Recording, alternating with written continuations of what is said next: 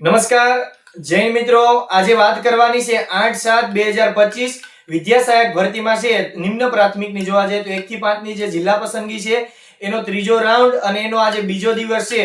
તો આખા દિવસનું છે એ આંકડાઓની જેટલું પણ એનાલિસિસ છે એ બાબતે આપણે વાતચીત કરવાની છે.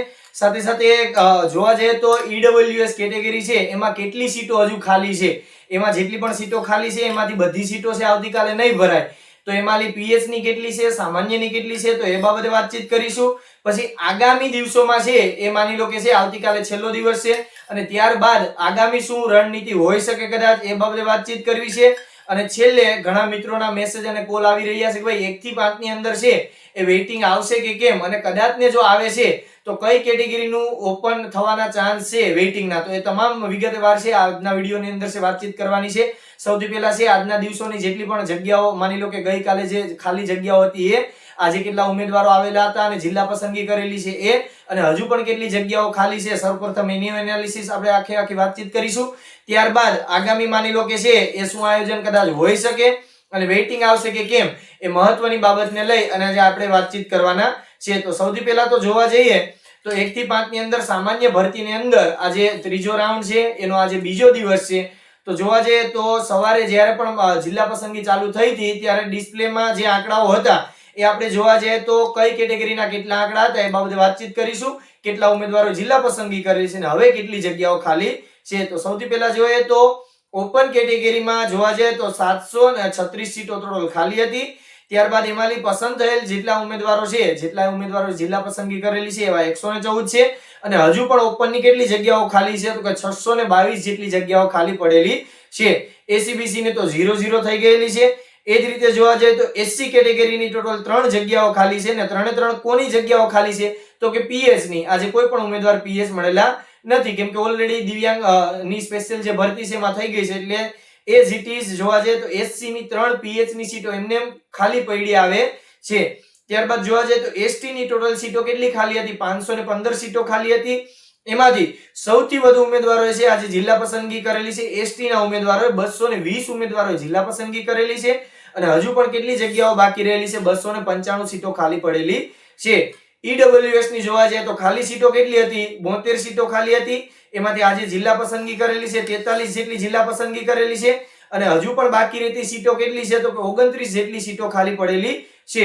કુલ જગ્યા જોવા જાય તો ખાલી સીટો કેટલી હતી? 1326 જેટલી સીટો ખાલી પડેલી હતી. એમાંથી આજ રોજ જિલ્લા પસંદગી કેટલા ઉમેદવારોએ કરેલી છે અથવા તો હાજર ઉમેદવારો કેટલા છે તો 377 ઉમેદવારોએ જિલ્લા પસંદગી કરેલી છે અને બાકી રહેતી જગ્યાઓ કેટલી છે તો 949 સીટો ખાલી પડેલી છે. તો હાલની સ્થિતિએ જોવા જઈએ તો 949 સીટો ખાલી પડેલી છે. હવે વાત કરવી છે કે એમાં નોંધ તમારે ખાસ યાદ રાખવાનું છે કે ઈડબ્લ્યુએસ ની જેટલી પણ 29 જેટલી સીટો ખાલી પડેલી છે એમાં અમારી ટીમ દ્વારા જેટલું પણ એનાલિસિસ કરેલું છે એ મુજબ તમને કહું છું. આમાંથી કંઈ કાચું કપાતું હોય તો માફી ચાહું છું. ઈડબ્લ્યુએસ ની 29 જેટલી સીટો ખાલી પડેલી છે એમાં જોવા જાય તો સામાન્ય ઉમેદવારની કેટલી સીટો છે? 6 અને બાકીની જે 23 સીટો છે તો પીએચ ની છે. એટલે આવતીકાલે જ્યારે રાઉન્ડ ચાલુ થશે ત્યારે લગભગ 6 સીટો છે ઈડબ્લ્યુએસ ની મળી જશે અને બાકીની 23 સીટો છે એ તો પીએચ ની છે. એમાંથી જોવા જાય તો લગભગ ગીર સોમનાથ જિલ્લાની અંદર છે એ લગભગ 4 જેટલી પીએચ છે, એમાં 2 એસટી ની છે, 2 ઈડબ્લ્યુએસ ની છે. તો આટલી સીટો છે આ મુજબ ખાલી પડેલી છે. એટલે આવતીકાલે જોવાનું કે 6 જેટલી સીટો લગભગ એનાલિસિસ મુજબ જોવા. ઘણા ઉમેદવાર મિત્રોના છે મેસેજ આવી રહ્યા છે કે ભાઈ કદાચ ને માની લો કે આવતીકાલે છે એ છેલ્લો દિવસ 1 થી 5 ના જિલ્લા પસંદગીનો હોય. હવે આગામી છે કદાચ ને માની લો કે આખી ભરતી પ્રક્રિયા પૂર્ણ થઈ જાય છે, ઉમેદવારોને છે શાળામાં ગમે ત્યારે માની લો કે એની તારીખ મુજબ છે હાજર પણ કરી દે છે અને કદાચ ને માની લો કે વેઇટિંગ જ્યારે પણ ખુલે છે ત્યારે કદાચ ને જો વેઇટિંગ આવે છે તો વેઇટિંગ કદાચ કઈ કેટેગરીનું છે વેઇટિંગ ખુલી શકે તો એ બાબતે વાતચીત કરવી છે. જો અહીંયા જે પણ વેઇટિંગ કદાચ આવી શકે કઈ કેટેગરીનું એ મારી વિચારધારણા મૂકું છું. આ કોઈ ઓફિશિયલ માહિતી નથી, મારા તર્ક વિચારોને આધીન છે હું મૂકું છું.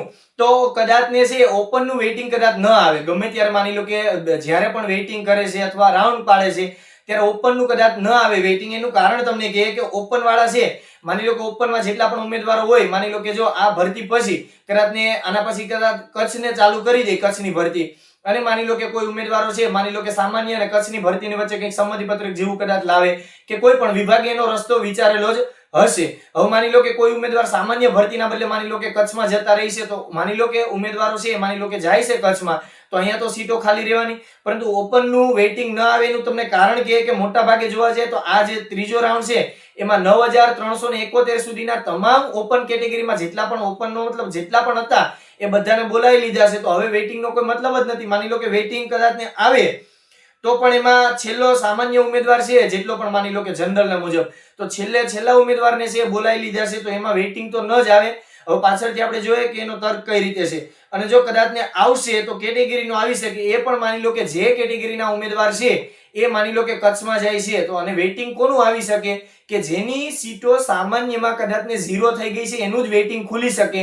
એનું કારણ છે કે જેની સીટો એમને પડી રહી છે એમાં તો બધા ઉમેદવારો આવી જ ગયા હોય સામાન્યમાં, તો જ એની સીટો પડી હોય. એટલે જેની સીટો 0 થઈ ગઈ હોય એમાં વેઇટિંગ આવી શકે. ધારો કે એસસી છે, ઓબીસી છે, અને આવતીકાલે ઈડબ્લ્યુએસ ની સીટો પણ ફૂલ થઈ શકે.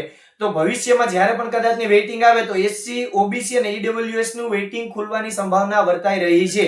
ઉદાહરણ તરીકે આપણે લઈએ કે માની લો કે ઓબીસી નું છે 3500 ને આડેગાડે કદાચ ને સીટો પહોંચી જનરલના રેન્ક મુજબ, ત્યારે બધી સીટો છે ફૂલ થઈ ગઈ હતી. એટલે માની લો કે કોઈ ઉમેદવાર કચ્છમાં જતો હોય તો અહીંયા સીટો ખાલી રહે, એટલે ઓબીસી માં આવવાની સંભાવના, ઓબીસી, એસસી અને ઈડબ્લ્યુએસ માં આવવાની સંભાવના લાગી રહી છે.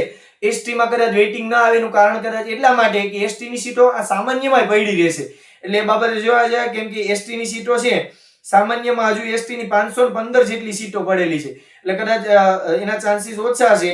હવે જોવા જઈએ તો સીટ જેની 0 હોય એનું વેઇટિંગ આવી શકે, એ બાબતે મેં વાતચીત કરી દીધી. બાકી સીટો હજુ પણ પડી રહી છે એનું વેઇટિંગ ન આવે, કેમ કે હજુ પણ છેલ્લે સુધી બોલાવેલા છતાં પણ જગ્યાઓ ખાલી પડેલી છે, અને જગ્યાઓ સામે ઉમેદવાર જ પૂરતા સામાન્યમાં કદાચ ન મળતા હોય તો વેઇટિંગ નો મતલબ જ શું? માની લો કે હાલો વેઇટિંગ એ પાડી દીધું, તો કોનું વેઇટિંગ પાડે? ઉમેદવાર તો બધા સામાન્યમાં લઈ લીધા હોય તો વેઇટિંગમાં કોલ લેટર કોનો નીકળે? કોઈનો નહીં. તો એટલા માટે થઈને કદાચ ને માની લો કે જેની સીટો સામાન્યમાં માની લો કે પડી રહી છે એનું વેઇટિંગ ભવિષ્યમાં કદાચ ને ન આવી શકે, અને વેઇટિંગ આવે તો કોનું આવે કે જેની સીટો સામાન્યમાં કદાચ ને જે કેટેગરીની સીટો છે 0 થઈ ગઈ હોય એનું વેઇટિંગ ભવિષ્યમાં આવવાની સંભાવના વર્તાઈ રહી છે.